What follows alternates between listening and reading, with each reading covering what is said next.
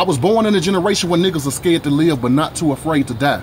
Where black men are ashamed to be successful because his homeboys say it's selling out to try. Where the value of queen is demeaned and deemed by her measurements rather than her intelligence. For social relevance, she sells her soul. She's home with no clothes because she feels naked in the world's eye. She uses what she got to get what she wants because she believes sex is the only way to find the right guy. She's all about a chick because we exploit the very thing we're supposed to protect. Her body is the truth, but she's living a lie. She's priceless, putting a number on something money can't buy. Turned down for what? Because somehow the most imitated people on this planet have no identity. Surrender your culture willingly, suppressed mentally, standing eye to eye with your killer yet can identify your enemy. So who are you really talking to when you yell Black Lives Matter? You got it ass backwards. The cops on tape killing more niggas than your favorite rapper, but you overlook it because you a fan. Rest in peace to Sandra Bland. Did we learn anything from Baltimore? Then why are you still calling your woman a bitch and a police officer man? And parents just don't understand. Beating their kids on national news, tearing down their self-image with haircuts, then sending them to school, telling them the system is designed for them to fail, then calling them thugs for not following the rules.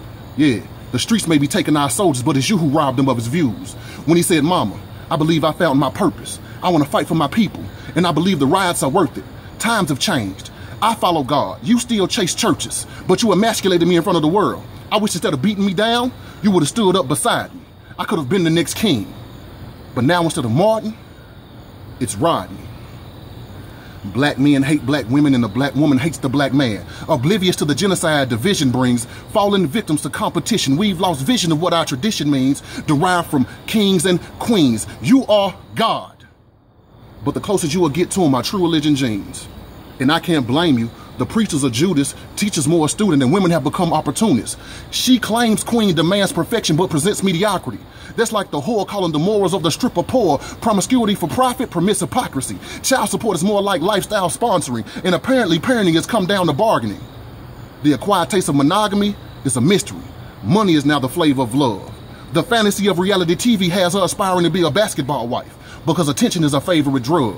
She's living single, having good times, playing the game like Family Matters until that empire shatters and that scandal unravels.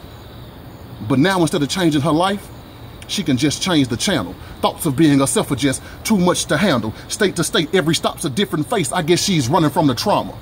But you can't escape your reflection, especially when the reflection calls you mama. And I know the system debilitates, but action still demonstrates the ways to raise a young woman and young man. But you value popularity over priorities. That's why your child knows your favorite rap song word for word in the latest dance, but can't tie their own shoes and barely spell his own fucking name, and you wonder why these kids don't stand a chance. It's because your pussy stretches wider than your expectations, so no wonder you can't feel real penetration.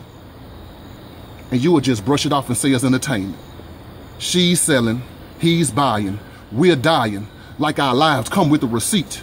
In every episode, it repeats. It repeats. It's getting harder for them to destroy our lives, so they make us. Until next week on Love and Hip Hop, wake up. Something like